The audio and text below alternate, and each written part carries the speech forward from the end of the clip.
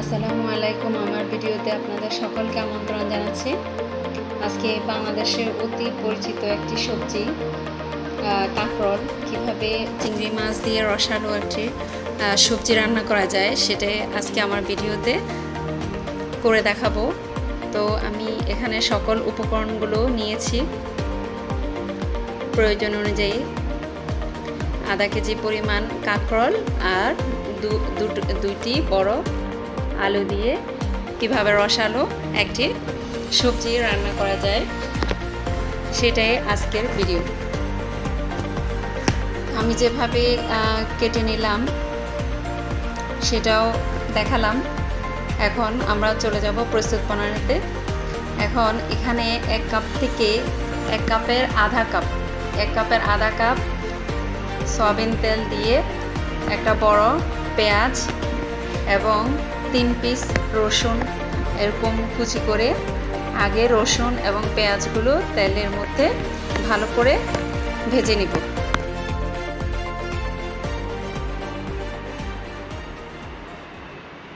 পেঁয়াজ এবং রসুন কিন্তু ভালো করে যদি ফ্রাই করে নেওয়া যায় তাহলে খুবই একটা ভালো সেন্ট আসে এবং সবজিটা খুব টেস্ট হয়। এরকম করে রসুনকে একটু ব্রাউন কালার করে নিব। তারপরে চিংড়ি মাছগুলো দিয়ে দিব। এখানে 1 কাপ পরিমাণ চিংড়ি মাছ দিলাম। চিংড়ি মাছটাও রসুন এবং পেঁয়াজের সাথে ফ্রাই করে নিব।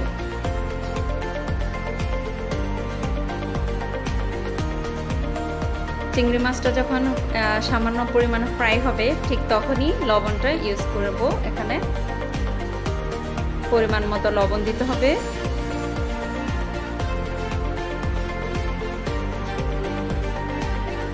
দু চা চামচের পরিমাণ মতো লবণ দিয়ে দিলাম।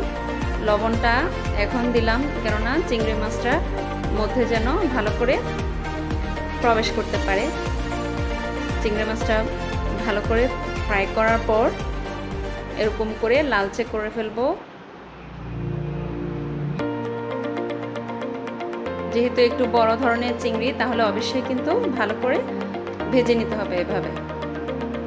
তারপর এখানে 2 চা চামচ পরিমাণ মরিচের গুঁড়ো ইউজ করলাম এবং 1 চা চামচ পরিমাণ হলুদের গুঁড়ো দিয়ে দিব। এখানে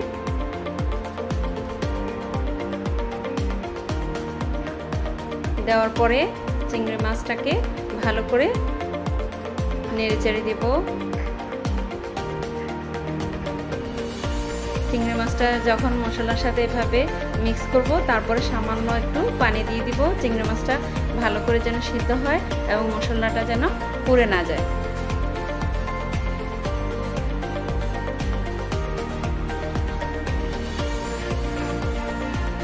বেশি পানি দেওয়া যাবে না, সামান্য একটু পানি দিতে হবে।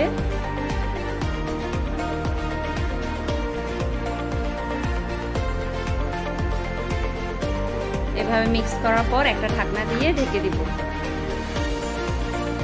1 থেকে 3 মিনিট পর ঢাকনাটা সরিয়ে যখন তেলটা এরকম উপরে উঠে আসবে তখন আবার একটু ভালো করে নেড়ে চেড়ে দিব চিংড়ি মাছটা।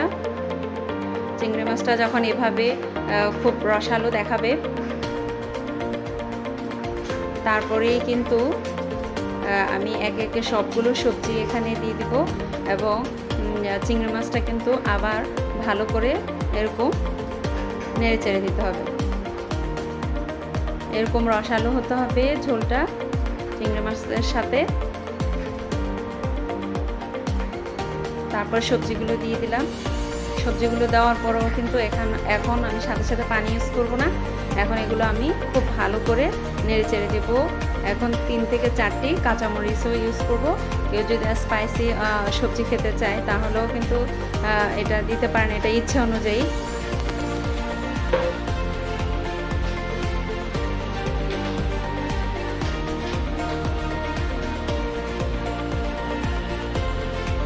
অবশ্যই আমাদের ফেসবুক একটা পেজ আছে আমার কুকিং অ্যান্ড ইটিং এবং আমার একটা চ্যানেল আছে রেহানাস কুকিং কালেকশন।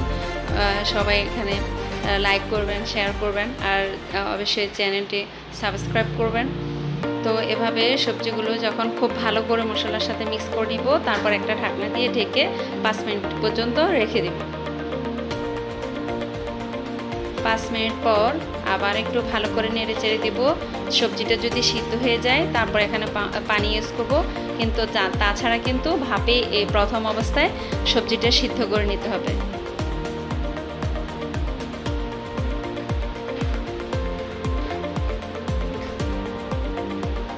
খুব ভালো করে নেড়ে চেড়ে দেওয়ার পর আমি এখানে দেখাবো সবজিটা সিদ্ধ হয়েছে কিনা, এবং সবজিটা যদি সিদ্ধ হয়ে যায় তাহলে ফ্যামিলি চাহিদা অনুযায়ী এখানে পানিটা ঝোলের যে কাজটা করে সেটা সেই অনুযায়ী কিন্তু আমরা এখানে পানি ইউজ করব। এখানে কিন্তু নর্মাল পানি দেওয়া যাবে না, ঠান্ডা পানি দেওয়া যাবে না। আমি আরেকটা পাশে কিন্তু হালকা গরম পানি রেখেছি।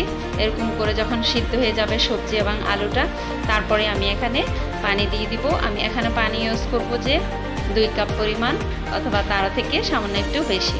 আপনারা চাহিদা অনুযায়ী এখানে পানি ইউজ করতে পারেন, কিন্তু পানিটা হালকা উষ্ণ গরম থাকতে হবে।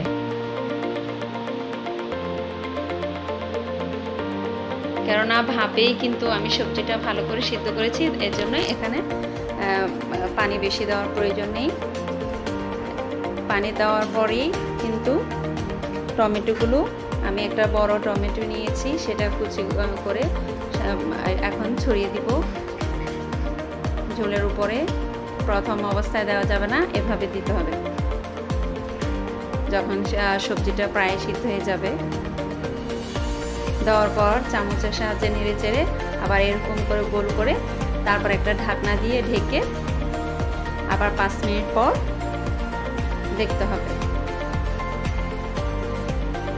5 মিনিট পর খুলে যখন ঢাকনাটা খুললাম তখনই টমেটোগুলো খুবই সিদ্ধ হয়ে গিয়েছে এবং সবজির সাথে মিশে গিয়েছে। এখন রান্নাটা কিন্তু 1 থেকে 30 মিনিটের ভিতরে শেষ হয়ে যাবে। এখন আমার রান্নাটা প্রায় কমপ্লিট, এজন্য ধনিয়া পাতা, এসব তরকারিতে আবার ধনিয়া পাতা একটু বেশি দিলে খুব টেস্টটা ভালো আসে। এবং ধনিয়া পাতা এরকম দেওয়ার পরে কিন্তু বেশিক্ষণ রাখা যাবে না, 1 থেকে 2 মিনিট পরে কিন্তু চুলাটা অফ করে গরম গরম পরিবেশন করে নিলাম আমি। আপনারাও অবশ্যই বাসায় চেষ্টা করবেন। আর এটা আমাদের চ্যানেলটি এবং আমাদের ফেসবুক পেজটা কিন্তু নতুন, আপনাদের সহযোগিতায় আমরা ভালো ভালো ভিডিও দেওয়ার চেষ্টা করব। তো এরকম ধনিয়া পাতা দেওয়ার 1 মিনিট পর কিন্তু পাতিলটা চারপাশে ধরে যদি এরকম একটু ঝাঁকুনি দেওয়া যায়, কিন্তু টেস্টটা কিন্তু আরও ভালো আসে। তো আমি যেভাবে পরিবেশন করলাম আপনারা অবশ্যই এভাবে করবেন।